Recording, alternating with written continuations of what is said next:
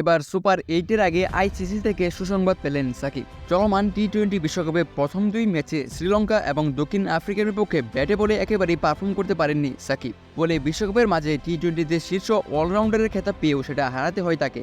তবে নেদারল্যান্ডস এবং নেপালের বিপক্ষে পরের 2 ম্যাচে কিছুটা হলেও ছন্দে ফিরেছেন সাকিব। বিশেষ করে ডাচদের বিপক্ষে তার 46 বলে হার না মানা 64 রানের ইনিংসে লড়াকু পুঁজি পায় বাংলাদেশ। বল হাতে উইকেট না পেলেও নিয়ন্ত্রিত বোলিংয়ে 4 ওভারে 29 রানের বেশি খরচ করেননি। গ্রুপ পর্বের শেষ 2 ম্যাচে নেপালের বিপক্ষে বাংলাদেশের ব্যাটাররা সুবিধা করতে পারেননি।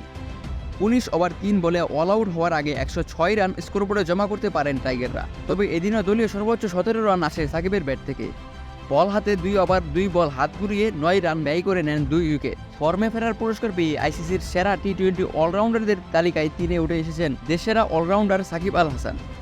2 ধাপ উন্নতি হয়েছে তার। তবে সবাইকে চমকে দিয়েছেন অস্ট্রেলিয়ার হয়ে চলতি বিশ্বকাপে দুর্দান্ত পারফর্ম করা মার্কাস স্টয়নিস।